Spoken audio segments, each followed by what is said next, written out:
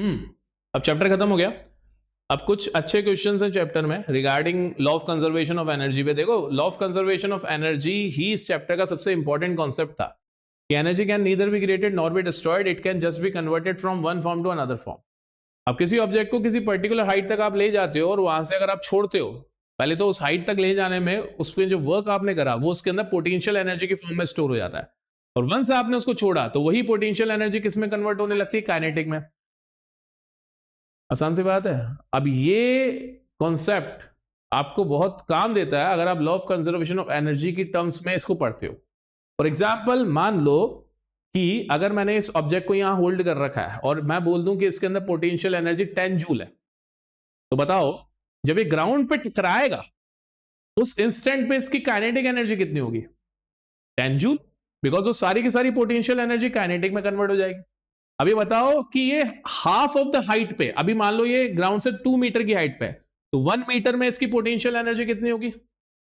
5 joule, 10 joule का half. पर अगर ये गिर रहा है तो हाफ हाइट पे 5 जूल इसकी पोटेंशियल एनर्जी हो गई।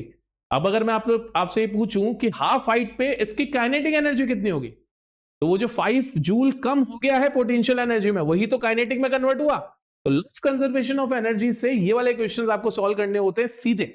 आप जितना एनर्जी निकालोगे किसी पॉइंट पे ग्राउंड से, और अगर ओरिजिनल एनर्जी ज्यादा थी पोटेंशियल और बीच में आपने कहीं पोटेंशियल एनर्जी निकाल ली, तो आपको उनका डिफरेंस लेके डायरेक्टली क्या मिल जाता है? Kinetic energy. आसान सी बात है। देखते हैं इस क्वेश्चन में क्या हो रहा है। An object of mass 40 kilogram is raised to height of 5 metre above the ground.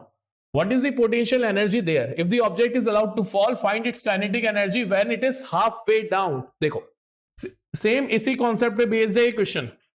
मान लो कि एक ऑब्जेक्ट है, मजा नहीं आया, इसको ग्राउंड से 5 मीटर की हाइट पे रेस कर दिया गया।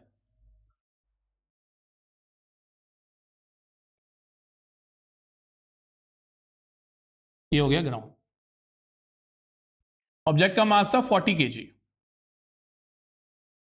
तो ऑब्जेक्ट के अंदर इस पॉइंट पे पोटेंशियल एनर्जी कितनी हो जाएगी? पोटेंशियल एनर्जी होता है mgh।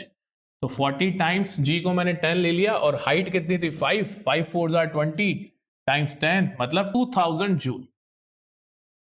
तो इस हाइट पे इस ऑब्जेक्ट की पोटेंशियल एनर्जी हो गई 2000 जूल। अब जब इसको ड्रॉप करा गया तो बोलता है बताओ हाफ ऑफ द हाइट पे ऑब्जेक्ट की काइनेटिक एनर्जी कितनी होगी? देखो, अगर आप काइनेटिक एनर्जी निकालना चाहते हो इस पर्टिकुलर सिनेरियो में, तो आपके पास में 2 रास्ते हैं। अब मैंने इस क्वेश्चन को स्टार्ट करने से पहले इतनी लंबी एक्सप्लेनेशन क्यों दी? अगर आप काइनेटिक एनर्जी निकालना चाहते हो तो आपके पास में 2 रास्ते हैं, जिसमें से पहला रास्ता है कि आप हाफ mv² करो। उसके लिए आपको क्या करना पड़ेगा? वेलोसिटी निकालनी पड़ेगी। Initial velocity 0, displacement halfway की डिस्प्लेसमेंट कितनी होगी? 2.5 metre. Acceleration due to gravity put करो, निकाल लो। But that will be time consuming. क्यों ना मैं इस हाइट पे इसकी पोटेंशियल एनर्जी निकाल लूं।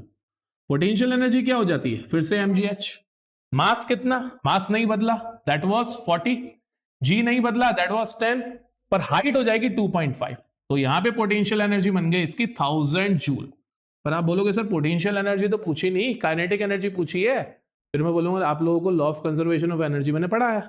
उस law of conservation of energy के अकॉर्डिंग जब ये इनिशियली इस हाइट पे था तो इसकी काइनेटिक एनर्जी कितनी थी? 0।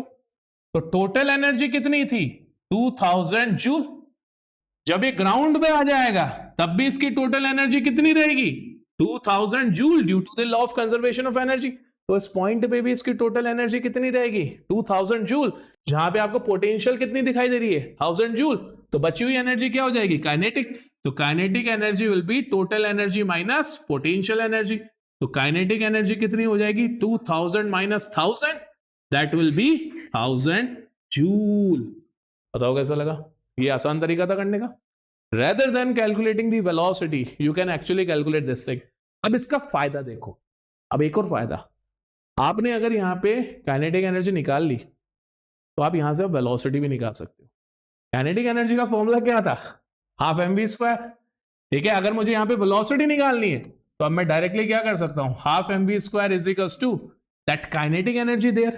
ठीक है, तो मास की वैल्यू मेरे पास में है 40, तो 40/2 times v square is equal to 1000, काटेंगे कितना हो गया 20, तो v square is equal to 1000 upon 20, 0 से 0 कैंसिल, 2 से 100 कैंसिल, तो वी स्क्वायर कितना आ गया 50,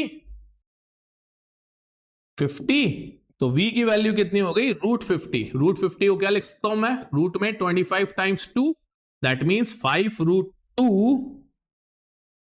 मीटर पर सेकेंड। तो ये फायदा होता है चीजों को कॉन्सेप्चुअली पढ़ने का, आपने मुश्किल काम को आसानी से कर दिया। आप सोचो जरा, मुझे अगर ये वेलोसिटी निकालनी होती तो मेरे लिए प्रॉब्लम कितनी लंबी हो जाती, राइट, और मेरी वेलोसिटी आती भी रूट में, तो मुझे उसको सॉल्व करने में भी टाइम लगता।